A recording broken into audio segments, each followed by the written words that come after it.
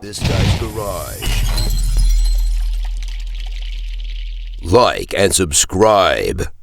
Oral questions. The Honourable Leader of the Opposition.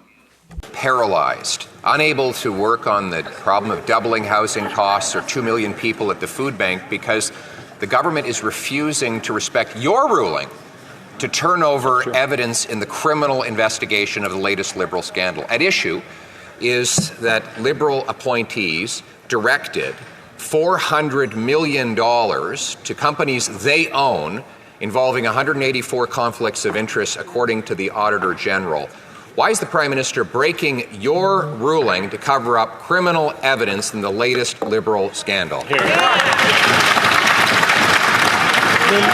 Honourable Leader of the Government in the House of Commons. Thank you, Mr. Speaker. Again, the Leader of the Opposition is negating to tell the whole truth to Canadians, because what the Conservatives are doing are trying to use the extraordinary powers of this place to circumvent the judicial requirement of police to protect the charter rights of Canadians. Now, I want to believe that the Leader of the Opposition doesn't understand what he's doing, but I'm even more concerned that he does understand, and the charter rights of Canadians are not important to him. The Honourable Leader of the Opposition. It should be no surprise that Liberals believe that white-collar criminals can hand over $400 million to their own companies, because we see the case of the dirtbag Tibor Organo, who shot a police officer in the stomach yesterday while he was out on bail after having been arrested for 24 offenses he committed while he was out on probation. So let's get this straight. He's out on probation for many crimes. He gets arrested for violating probation, so he gets released on bail and shoots a police officer. When will this government finally accept that their hug-a-thug, catch-and-release system is putting our people at risk? The Honourable Leader of the Government in the House of Commons. Thank you, Mr. Speaker. Mr. Speaker, our hearts go out to the police officer, because no police officer should be hurt in the line of duty. But, Mr. Speaker, what is extremely concerning is what the Leader of the Opposition is doing in this House today, where he is trampling the charter rights of Canadians. Whether it is in this House, whether it is outside, Canadians need to be extremely alarmed about the fact that when it comes to their rights, his first instinct is to trample over them. Thank you, Mr. Speaker. The Honourable Leader of the Opposition. I think you have a charter right to get released after 24 offenses while you're already on probation and shoot a police officer in the stomach. I'm more worried about the charter rights of the police officer who's recovering from the gunshot. Here's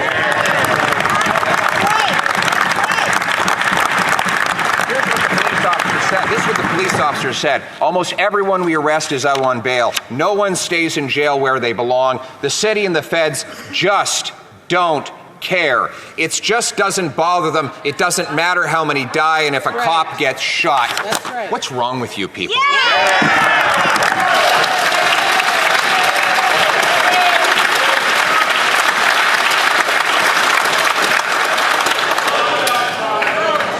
I'd like to remind the Honourable Leader of the Opposition, as well as all members of Parliament, that all questions and answers should be directed through the Chair. The Honourable Minister of Justice and Attorney General. Mr. Speaker, when the men and women in uniform in my city of Toronto or right across the country are harmed in the course of their work, they deserve our absolute respect and solidarity, which we always provide to them. In terms of decisions that are made about bail, these are important considerations. They're considerations where we've made amendments to the bail regime. What happens after amendments are made at the federal parliament is that the ball turns over to the provinces. We need to ask genuine questions about who's making decisions about granting or denying bail. Provincially appointed JPs. About provincial crowns who are making decisions about whether to review bail and what kind of conditions to impose. Those are questions that need to be asked, because we need...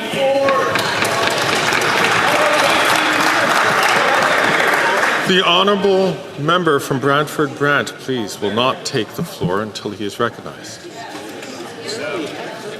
L'Honourable Député de La Prairie. The Honourable Member for La Prairie. The House's will is clear. Yesterday, the House demanded that the government give a royal recommendation to C-319 to increase old age security by 10% for 65 to 74-year-olds.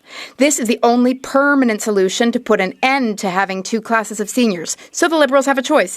Either they respect the will of elected representatives, or they will learn the hard way that voters side with seniors too. Will they give C-319 a royal recommendation, or will they have to update their CVs? The Honourable Minister of Labour and Seniors. Mr. Speaker, the member for La Prairie's CV has something rather important. His CV shows that he voted against the new federal Canadian dental care plan.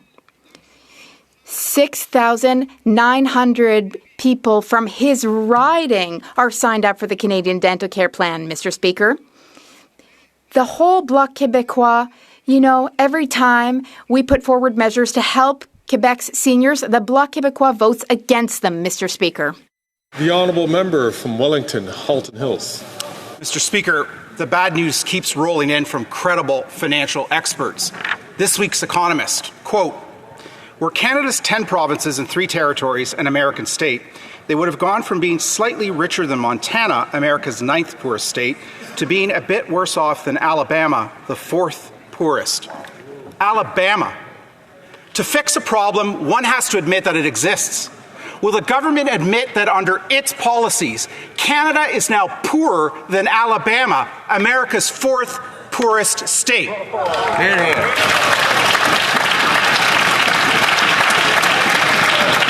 The Honourable Minister for Digital Services. Mr. Speaker, the Conservatives are very particular about what statistics they choose to share. If they want to share, compare Canada to the U.S.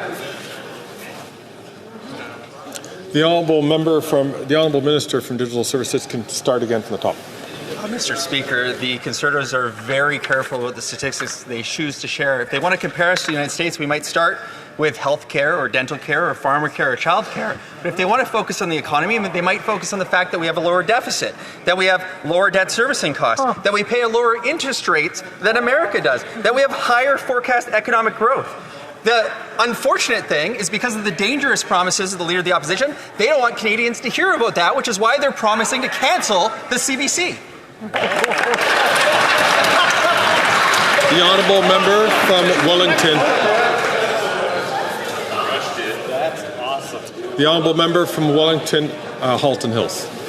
Mr. Speaker, this data, these statistics aren't coming from Conservatives. They're coming from credible financial experts at the Financial Times of London and The Economist, 2 organizations for which the finance minister once worked, and surely the government isn't suggesting these organizations are biased.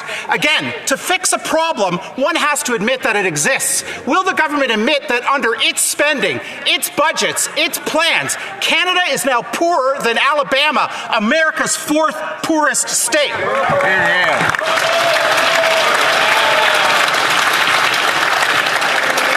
The Honourable Minister for Digital Services. Of course not, Mr. Speaker. What the member opposite is saying is ridiculous. The truth is that the Leader of the Opposition offers Canadians no viable solutions. On housing, they want to add 5%.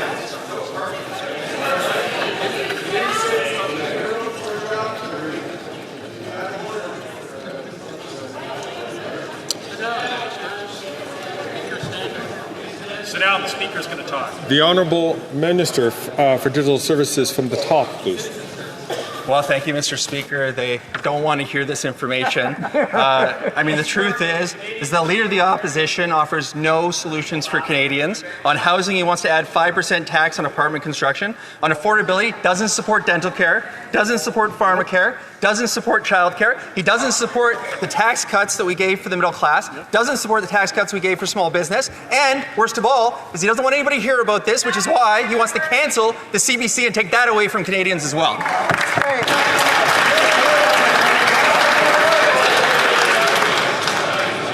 The Honourable Member from Simcoe North.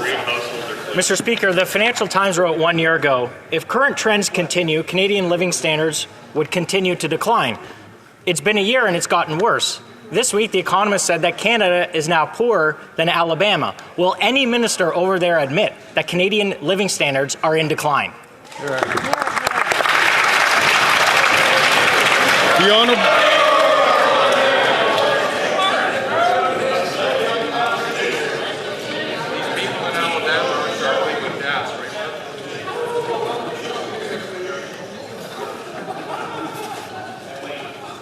The Honourable Minister of Health. Well, Mr. Speaker, the member opposite is now the second member to admire Alabama and say that Alabama is doing better than Canada. I think Canada's the greatest nation on earth. Exactly. And I think that I'm really proud of this country and what we're doing. I'm proud of our healthcare system, Mr. Speaker. And when you take a look at the Conservatives are filibustering in committee right now a study of privatizing healthcare, no wonder they have an admiration of the American model, because they want to clear-cut our healthcare system. They won't. You talk about not acknowledging a problem. They have no solutions for the gaps that we have in care. We do. We're delivering. We're going to keep doing it.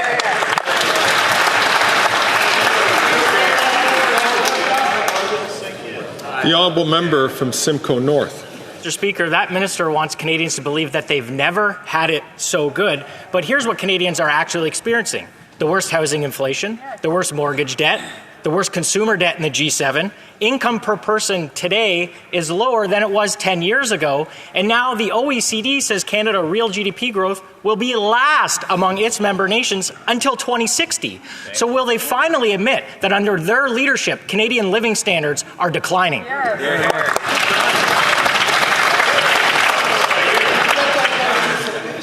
He's got you there, Mark.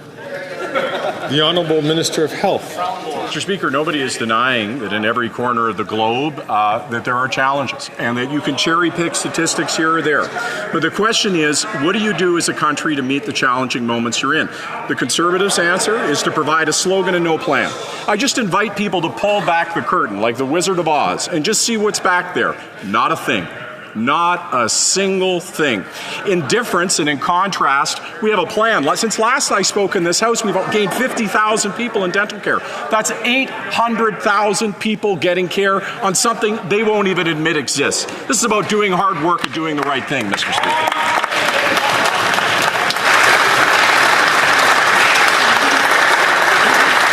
The Honourable Member from Leeds, Grenville, Thousand Islands and Rideau Lakes. Carbon tax Carney took on a role as the de facto finance minister for the NDP Liberals, and almost immediately he got $2 million for his buddy who owns Telesat, and then he landed discussions for his trillion-dollar company Brookfield to get their hands on 10 billion Canadian pension dollars. And then he starts sending fundraising letters for these Liberals. After 9 years of these NDP Liberals, taxes are up, costs are up, crime is up, and time's up for their corruption. Will they simply cooperate with an investigation from the lobbying commissioner? The Honourable Minister of Health. Well, thank you, Mr. Speaker. Well, they continue to try to smear a Canadian who is recognized around the world for his work. I want to go back to their weird admiration of Alabama. Did you know that Alabama has the third lowest life expectancy in the United States? Did you know that the life expectancy in Alabama is a full decade lower than in Canada? Did you know that in Alabama they have some of the most restrictive rules around a woman getting access to an abortion or contraceptives? Is that what they admire about Alabama? Is that why they're talking about upping Alabama's and saying that Alabama is better than Canada? I wonder why they're so interested in Alabama, Mr. Speaker.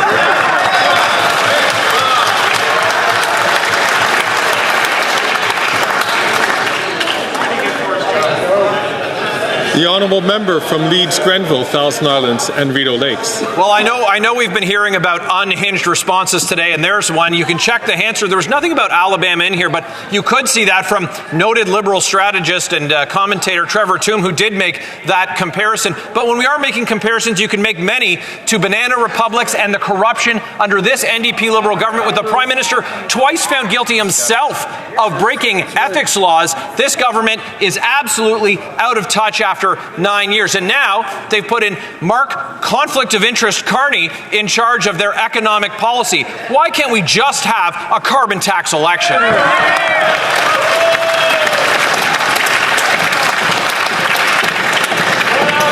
The Honourable Leader of the Government in the House of Commons. Thank you, Mr. Speaker. I understand why the member opposite's getting a little riled up because there's some uncomfortable truths that are being put forward here. And while they continue to talk down Canadians and talk down our country, the bigger concern is what they're trying to do in this place where they are overriding the charter rights of Canadians. Mr. Speaker, when it comes to privacy rights, and indeed when it comes to a woman's right to choose, what we know the first inclination of Conservative Member of Parliaments is to do is to take them away. Thank you, Mr. Speaker. The honourable member from Calgary, Nose Hill. A $1 trillion everything corporation that's currently asking for billions of tax dollars recently faced shareholder calls for transparency after a scathing report raised questions about whether Brookfield engages in tax avoidance strategies when it comes to paying Canadian tax. The Liberals just appointed Brookfield's board chair, carbon tax promoting Mr. Carney, to craft Canada's economic policy. The Liberals won't say if they cleared this with the lobbying commissioner. Are the concerns Brookfield's shareholders had about tax transparency the reason why? The honourable leader of the government in the House of Commons. Mr. Speaker, this is another typical attack from the Conservatives against Canadians who do not support their vision for Canada. We have seen this over the last 9 years, that when Canadians, and it's, I guess, hurtful for them when it's people they appointed to important positions that come forward and don't actually agree with their vision of Canada, what do? They attack them. They bring them down. They are not open to debate or to criticism, and their only inclination is to attack fellow Canadians. The honourable member from Calgary, Nose Hill.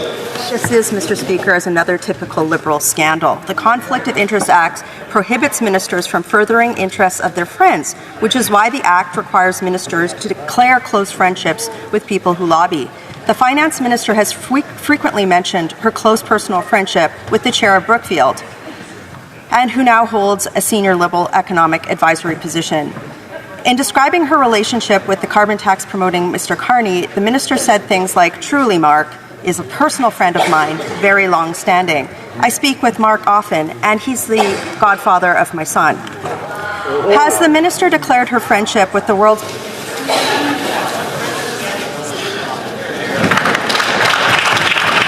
The honourable government House Leader. Mr. Speaker, again, this is just a simple personal attack because the Conservatives are sad or disappointed that there are eminent Canadians that don't support their dangerous vision of Canada, to be honest. There's a reason why Canadians who have global recognition are working to support a progressive vision of this country. But what we see from the Conservatives is that when Canadians or organizations don't support them, all they do is attack.